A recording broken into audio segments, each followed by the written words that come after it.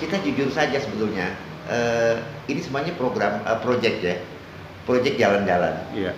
Karena pada prinsipnya saya bilang tadi, jika mau mereka melakukan itu tanpa ke luar negeri, bisa mereka lakukan. Tapi faktanya dari tahun ke tahun tidak ada perubahan di legislatif, dan apa yang dibawa oleh legislatif tidak ada juga.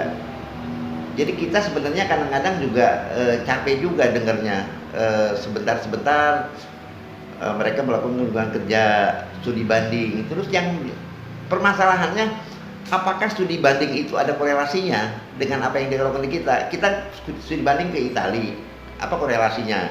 Studi banding ke sana, apa korelasinya? Sebetulnya ketika melakukan studi banding itu hasilnya harus ada, dan apa yang dilakukan dalam studi banding itu harus terbukti di masyarakat. Kenapa? Masyarakat perlu mendapatkan apa yang karena kan uang rakyat yang dipakai. Yang mereka jalan-jalan ke sana pakai uang rakyat, hehehe, pulang lagi ke sini, hasilnya nggak ada. Bogor dari tahun ke tahun nggak ada perubahan, Bima Arya 2 periode nggak ada perubahan. Tahu loh, sekarang untuk jalan-jalan itu untuk sebanding itu berapa sih biaya yang dikeluarkan, manfaatnya apa? Itu kan duit rakyat kan. Akuntabilitas sebenarnya kepada rakyat. Kan mereka itu duduk di nirwana di sana itu bukan datang dari langit kan, dipilih oleh rakyat. Mereka itu mewakili rakyat. Siapa yang tuannya rakyat loh. Jadi jangan dibalik seakan-akan mereka mewakili rakyat, tapi seakan-akan rakyat tidak mendapatkan akses untuk mendapatkan informasi apa yang mereka lakukan di sana gitu loh. Pikir eksekutif juga mereka juga harus berpikir jernih.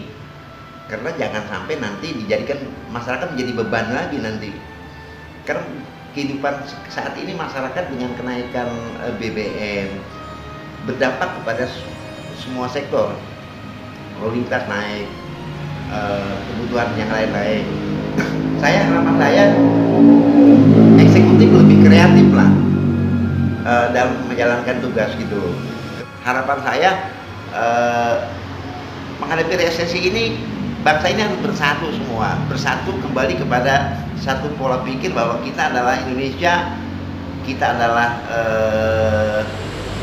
memiliki sumber daya alam yang cukup banyak, tetapi tanpa ada pengelolaan yang benar dan efisien dan efektif juga percuma juga.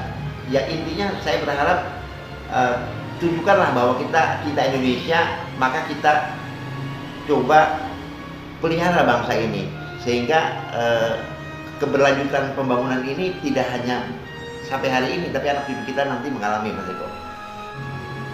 Tidak satu pun negara yang terlewati, semuanya kena krisis. Karena apa? Karena memang pandemi datang tanpa diundang, tanpa diduga, unpredictable. Tiba-tiba terkejut dengan pandemi sehingga masyarakat belum siap. Lumpuhlah aktivitas sosial ekonomi, berdampak terhadap tahun 2023. Kita sudah mulai krisis energi ya. Nah, saya melihat bahwa Indonesia adalah salah satu negara yang akan terdampak cukup serius. Cuman pesan saya bahwa kita harus mampu mendayagunakan sumber daya yang ada. Yeah. Nah, selama ini saya melihat bahwa kita lebih banyak menjual sesuatu daripada mengolah sesuatu, sehingga economical added value-nya sangat rendah sekali. Nah, sebenarnya juga harus perlu ada kesadaran masyarakat, dan terutama sekali adalah para pemimpin seperti eksekutif maupun legislatif. Ini jangan main-main. Artinya mereka harus sudah mulai bisa merencanakan dengan cara yang baik. Terutama sekali saya bilang tadi, ketika kebocoran yang terjadi terhadap korupsi itu akan lebih memperparah situasi. Tetapi yang lebih jauh, saya berharap bahwa ada kesadaran dari legislatif untuk segera menahan diri untuk melakukan hal-hal yang tidak bermanfaat.